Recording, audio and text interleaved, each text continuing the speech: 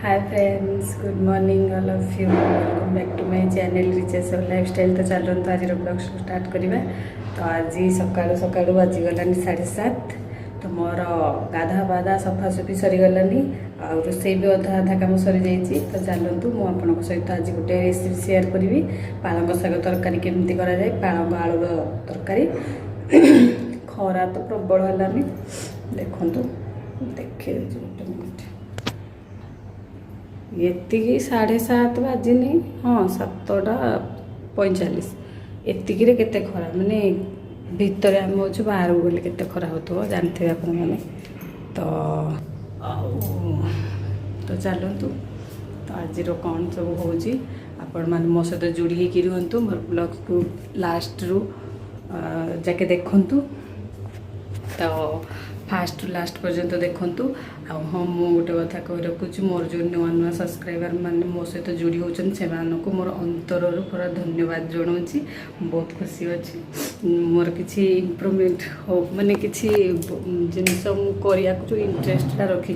तो से मैंने मत किसी लोग माने साथ दौरान मतलब सपोर्ट करुँच मोटिवेट कर कि नाई करने। तो से बहुत बहुत धन्यवाद। आ जो मैंने मो वीडियो को देखुं से बहुत बहुत धन्यवाद। तो आप फास्ट टू लास्ट पर्यंत देखु। तो ठीक है, चलते आज ब्लॉग स्टार्ट करिया। आप सब्सक्राइब करूँ, लाइक करूँ, शेयर भी करूँ, कमेंट भी करूँ। ठीक अच्छे। तो मुझे कौन कर सारे देखते आप। ये तो भात बसी आ डाली कर देछि। डाली आज मुग डाली आ पालंग शाग करने ये आलू को काट देछि। आठी टमाटो चॉप कर रखी, यहाँ पियाज रखी डाली फुटाई। आ ग्रीन चिली चॉप करके रखी देछि। आ अदा रसुण को भी ये करके रखी देछि यहाँ को। आ पियाज यहाँ पालंग शाग चॉप करके रखी देछि। आ पालंग शाग धोईकी रखी देछि। तो चलतु स्टार्ट करवा केमती मु बनाऊँगी। फास्ट डालटा फुटे दिए। तो तापर कहूँ गोटे मिनिट।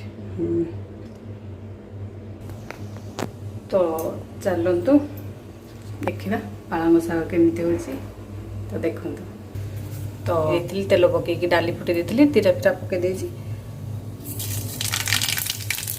पकई जो डाली फुटाई जीरा तीरा थी ना से ये फुटी सारापर शुखिला लंका गोटे पकई थे।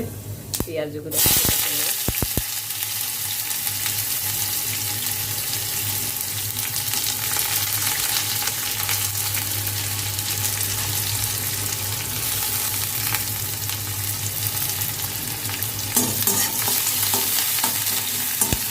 पियाज को भल भाजीदे।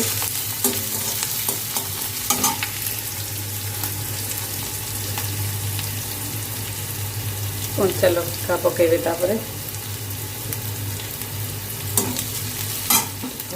भाजबे। पियाज साढ़े भाजी हो। तो चलते आम मैंने कथा पड़ा। गरम तो प्रबल हो, चुट्टी भी मोर प्रबल झुड़ी। आ चुट्टी किसी ना एपट चंदा हो सारे, एपट भी चंदा हो आसलानी। तो कौन करुँच केमिति अच्छी भल अच्छा कि नहीं आपण मैंने कमेंट मत जनातु। आ कौटू आपण मैंने मो वीडियो को देखुं सेटा भी आपण का एड्रेस बतातु।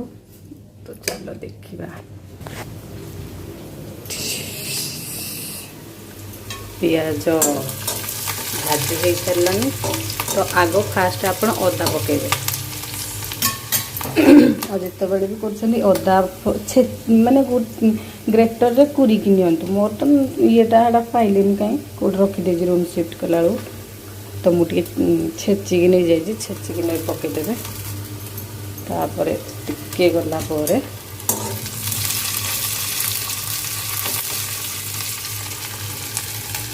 तापर रसुणटा पकाए। रसुण को भी छेचिबे नहीं, एमती पतला पतला काटिकी नेबे कौन पे ना तार फ्लेवरटा भल आसो। शाग माने जिनसटा ना पालंग शागटा से रसुण फसुण तार स्मेल आ खाया टेस्ट भी भल लगे। आमको तो रसुण जो पड़ी भारी भल लगे रसुण फ्लेवरटा। छुंक फुंक देले भल लगे ना। तो ये भाजी हो जाओ। तापर कौन करिया देखिया।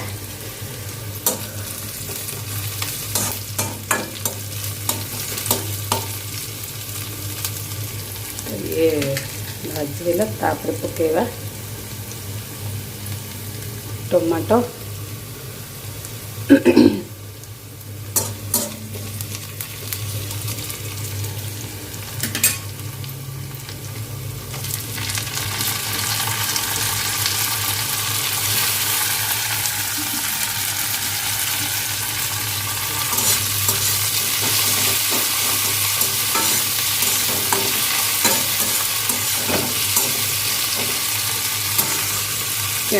ଟିକେ ଲୁଣ ପକେଇକି ଘୋଡ଼େଇ ଦେବା।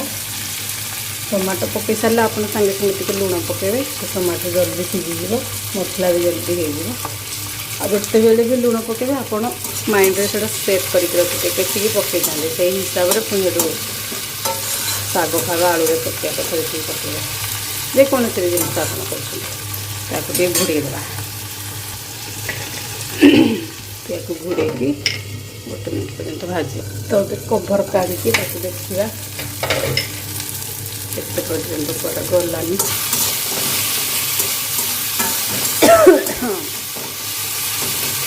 ଟିକେ ଥଣ୍ଡା ହେଇଛି ତ ଫିଙ୍କ ଫିଙ୍କ ହେଇଯାଉଛି ସେଥିପାଇଁ। ତ ଇଏ ହେଇଗଲାନି। ଏଥିରେ ପକେଇବା ଟିକେ Kashmiri red chilli powder colour ପାଇଁ, ଆଉ ହଳଦୀ ଗୁଣ୍ଡ, ଟିକେ ଜିରା ଗୁଣ୍ଡ, ସରି ଏଇଟା ପକେଇଲି ଧନିଆ ଗୁଣ୍ଡ, ଏଇଟା ହେଉଛି ଜିରା ଗୁଣ୍ଡ। ତ ଠିକ୍ ଅଛି, ଆକୁ ଭଲରେ ଚଲେଇ ଦେଇକି ପାଣି ଦେଇଦେବା। ଆପଣ ଯେତେବେଳେ ବି ଗୁଣ୍ଡ ମସଲା ଇଏ କରୁଛନ୍ତି ଟିକେ ପାଣି ଦେଇଦେବେ ସାଙ୍ଗେ ସାଙ୍ଗେ, ଗଲେ ମସଲା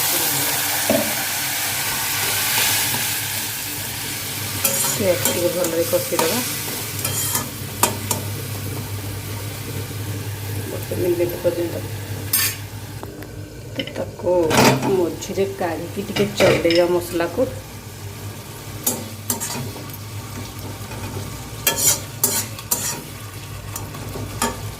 ତ ୟା ପରେ ଦେହରେ ଆଳୁ ପକେଇଦେବା।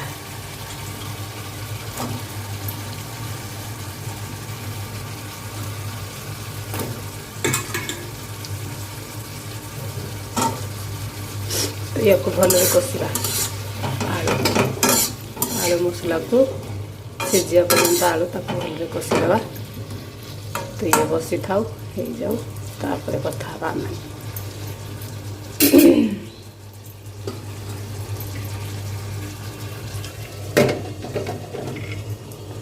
ଛାଡ଼ିଦେବା।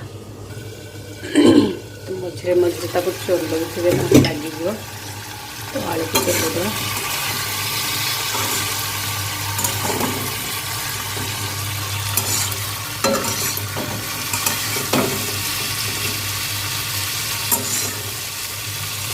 ଜଳ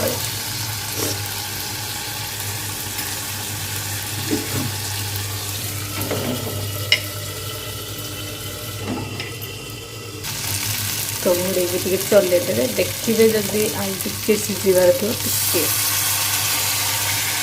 ପାଣି ଦେଇକି ଟିକେ, ଆଳୁଟା ତ 80% ସିଝିବା ଦରକାର। ଆଉ ଶାଗ ତ କମ୍ ସମୟ ଭିତରେ ସିଝିଯିବ। ପାଳଙ୍ଗ ଶାଗଟା ଯେଉଁ ଆଉ ଟିକେ ଥିବ ଶାଗ ବେଳେ ସିଝିଯିବ। ଆଉ ପାଣି ଦେବାକୁ ପଡ଼ିବନି, ଶାଗରେ ତ ଟିକେ ପାଣି ବାହାରିବ ନା। ଭଲରେ ୟାକୁ ଢାଙ୍କିକି ସିଝେଇବାକୁ ପଡ଼ିବ। ତ ଆଳୁ ତ ସିଝେଇ ଦିଅନ୍ତୁ। ତ ସାଙ୍ଗମାନେ, ତା ଭିତରେ ମୁଁ ପରଟା କରିଦେଲି। ତ ଆଳୁ ସିଝି ଆସିବନି।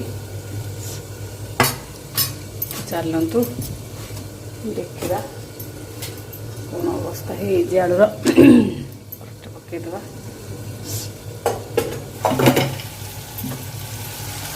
ଦେଖନ୍ତୁ ଆଳୁ ପ୍ରାୟ ତ ସିଝି ଆସିବନି, ସିଝିଲା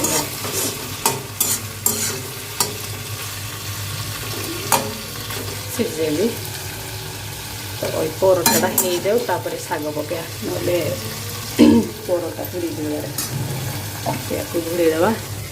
ତ ମୋର ଦେଖନ୍ତୁ କେତେ ବାଜିଥିଲା, 7ଟା ବାଜିଥିଲା। ମୁଁ ରୋଷେଇ ଆରମ୍ଭ କରିଥିଲି ଆଜି। ଭାତ ହେଇ, ଡାଲି ହେଇ, ତାପରେ ପୁଣି ପାଳଙ୍ଗ ଶାଗ ତରକାରୀ ଆଳୁ ପକେଇ କରି ପରଟା ବି ହେଇଯାଇଛି। ମାତ୍ର ଏବେ ବାଜିଛି 8ଟା 15।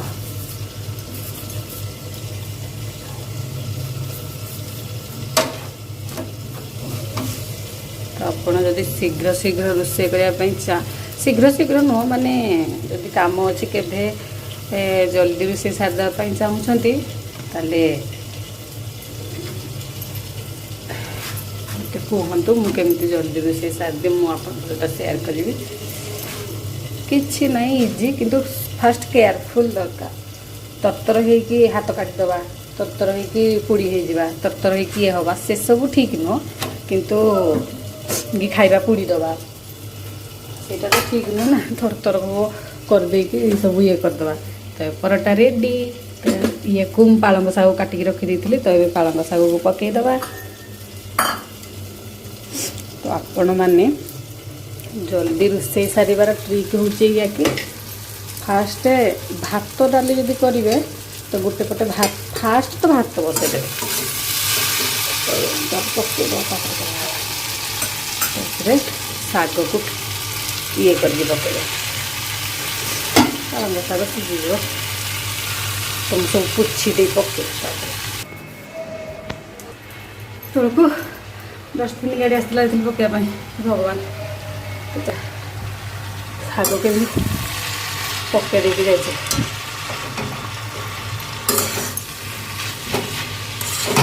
ଭଲରେ ଚଲେଇବା।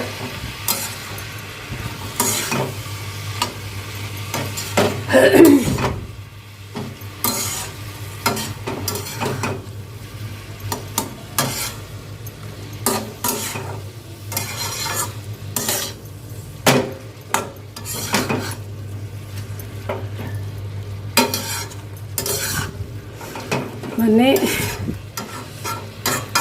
ମୁଁ ଇଆଡ଼େ ଓହୋ ଭଗବାନ, ତ ଟିକେ ଘୋଡ଼େଇ ଦେବା।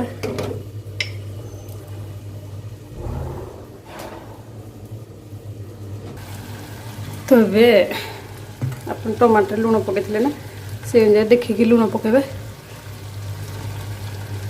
ବେଶୀ ପକାଇବେନି। ତ ଲୁଣ ପକାଇଦେବା, ସିଝିବ, ଆଳୁ ଶାଗ ସିଝିଯିବ ପୁରା। ଯାହା ଥିବ ଶାଗରେ ଯେଉଁ ପାଣି ଥିବ ଲୁଣ ପକାଇଥିଲେ ଜଲ୍ଦି ବାହାରିଯିବ।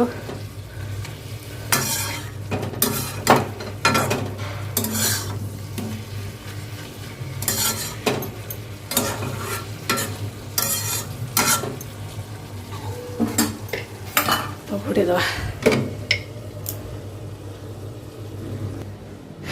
ତ ମୁଁ କ'ଣ କହିବି, ମୁଁ ପୁରା ହାଲିଆ। ମେନ୍ କଥା ମୁଁ ଶାଗକୁ ପକାଇ ଦେଇଛି, ତଳେ ବାଜିଲା ସାଉଣ୍ଡ କି କଚରା ଗାଡ଼ି ଆସିଛି ପକାଇ ଯିବା ପାଇଁ। ଡଷ୍ଟବିନ୍ ମୋର ଅଛି। କାଲି ଆଇଁଷ ହେଇଥିଲା, ମାଛ ହେଇଥିଲା ରାତିରେ, ତ ଆଇଁଷ ଫାଇଁଷ ଅଛି ଆଜି ଗୁରୁବାର। କାଲି ଆଉ ଏମିତି ତ ନାହିଁ ପକାଇବା ପାଇଁ। ତ ମୁଁ ଶାଗ ସେମିତି ପକାଇ ଦେଇକି ଡଷ୍ଟବିନ୍ ପଲିଥିନ୍ ଧରିକି ତଳକୁ ପକାଇକି ଆସିକି ସାଙ୍ଗେ ସାଙ୍ଗେ କଥା ହେଲା ନା 3ଟା ଫ୍ଲୋର୍। ହଉ ଧବଡ଼ି ଆସିଲି, ଧଇଁସେ ଲାଗିଲା। ତ ଠିକ୍ ଅଛି ସାଙ୍ଗମାନେ, ତ ଏମିତି ତ କରିବାକୁ ସବୁ ଜିନିଷ ପଡ଼ିବ। ତ ଚାଲନ୍ତୁ ଦେଖିବା ପାଳଙ୍ଗ ଶାଗ ତରକାରୀର ହାଲତ କ'ଣ ହେଇଛି। ମୁଁ ତ ଇଆଡ଼ୁ ଟିକେ ସିଆଡ଼ୁ ଟିକେ କରୁଛି, ମୋର କ'ଣ ଅଛି। ମୋତେ ସବୁଆଡ଼ୁ ମୋ ଝିଅକୁ ଟିକେ ଦେଖିବାକୁ ପଡ଼ୁଛି, ପୁଣି ଇଆଡ଼େ ଏଟା କରିବାକୁ ପଡ଼ୁଛି, ସେଟା କରିବାକୁ ପଡ଼ୁଛି। ତ ହଁ, ମୁଁ କ'ଣ କହୁଥିଲି, ଆପଣମାନେ କମ୍ ସମୟ ଭିତରେ ରୋଷେଇ ସାରିବା ପାଇଁ ଚେଷ୍ଟା କରନ୍ତୁ। କିଛି ନାହିଁ, ଗରମ ଦିନ ଗରମ ହେଉଥିବ, ରୋଷେଇ ପାଖରେ କିଏ ବସିବ, କିନ୍ତୁ ଭଲସେ କରନ୍ତୁ, ଯେମିତି ଟେଷ୍ଟି ଲାଗିବା ଦରକାର। ଆଉ ତରତର ହେଇକି ହାତ ଗୋଡ଼ ଏସବୁ କାଟିବା କିଛି ଦରକାର ନାହିଁ, କି ପୋଡ଼ି ପାଡ଼ି ହେବା କିଛି ଦରକାର ନାହିଁ। ଠିକ୍ସେ ଆରାମସେ କରନ୍ତୁ, ତ କିଛି ନାହିଁ। ତ ଯାହାର ଟାଇମ୍ ଥିବ ସେ କାହିଁ ତରତର ହେବ, ଯାହାର ସିନା ଟାଇମ୍ ନଥିବ। ସକାଳୁ ତ ମୋର ନିହାତି 8:30 9 ଭିତରେ ରୋଷେଇ ସବୁ ସାରିବାକୁ ପଡ଼ିବ। ଆଉ 12ଟା ବେଳକୁ ରୋଷେଇ କରିବା ପାଇଁ ମୁଁ ଏକୁଟିଆ, ମୁଁ ବି ଜାଣିଛନ୍ତି ଏକୁଟିଆ ମୁଁ ରୋଷେଇ କରିକି କ'ଣ ଖାଇବି, ସେଥିପାଇଁ ମୁଁ ମୋର କରିଦିଏ। ତାଙ୍କ ପାଇଁ ପୁଣି ଟିଫିନ୍ ବନାଏ, ସେ ନିଅନ୍ତି ଲଞ୍ଚରେ। ତ ଏମିତି ତାପରେ ବି ଝିଅ ହେଇଗଲାଣି, ତ ତାକୁ ଦେଖିବାକୁ ପଡ଼ୁଛି। ଆଉ ସେ ତାକୁ ତ ଛାଡ଼ିକି ଆଉ ଗୋଟେ ଇଆଡ଼େ ଆସିପାରୁନି। ତ ମୁଁ ସବୁବେଳେ ଏଇ 10-11 ଭିତରେ ଯାହା ମାନେ ଭିଡ଼ିଓ ହିଁ ଆପଣମାନଙ୍କୁ ବ୍ଲଗ୍ସ ଛାଡ଼ୁଛି। ତ ଇଭିନିଂର କିଛି ମୁଁ କରିପାରୁନି, ତ କୁଆଡ଼େ ବୁଲିଗଲି କ'ଣ ଗଲି ସେସବୁ କରିକି ଛାଡ଼ୁଛି। ତ ମୋତେ ସମୟ ହେଲେ କିଛି ଏମିତି ଭଲ ଜିନିଷ କଲେ ମୁଁ ନିଶ୍ଚିନ୍ତ ଆପଣମାନଙ୍କ ସହିତ ଇଭିନିଂର ବି ଭିଡ଼ିଓ ସେୟାର କରିବି। ତ ଠିକ୍ ଅଛି ସାଙ୍ଗମାନେ, ତ ଏବେ କ'ଣ କରିବା, ଏଥିରେ ଟିକେ ଗୋଟେ ମିନିଟ୍। ତ ଏଥିରେ ଆପଣମାନେ ଲାଷ୍ଟରେ କ'ଣ ଆଡ଼୍ କରିବେ କୁହନ୍ତୁ। ଟିକେ ଗରମ ମସଲା ପକାଇବେ, आउ टिके कसूरी मेथी पकईदेवे। तो पालंग शागर कसूरी मेथी फ्लेवरटा ही भल लगे। तो कैमेराटा भलरे आसुनी मोर चलदेवे भलसे। तो हो गला पालंग शाग। कैमेरा भल आसु आलू तरकारी। तो चलते देखिए एमाने सब कौन कर आम बाप झील सब कौन कर जाक। तो चलते देखिए से मैंने कौन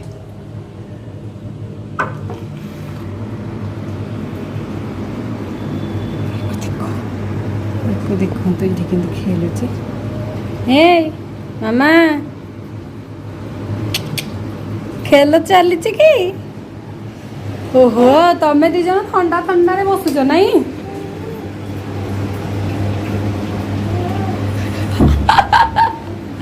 तुमर जो एक्सप्रेशन क्यों चली खेल चली? भूक लगुनि कि आज लेट रे सुई उठी जो हनु?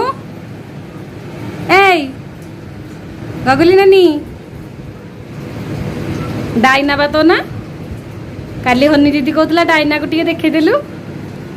मु कहली डाइना शुईची तू शुई पड़थिलु।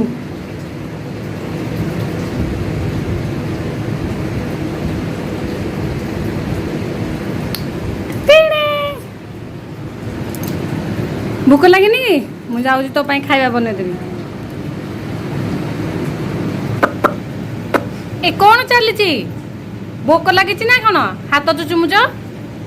ये कौ स्टाइल हाथ चुचुमा? हाँ हौ ठीक अच्छे। आज ब्लाउज को ये अन कर सांग मैंने आई होप कि आपण समस्त को बहुत भल लगी।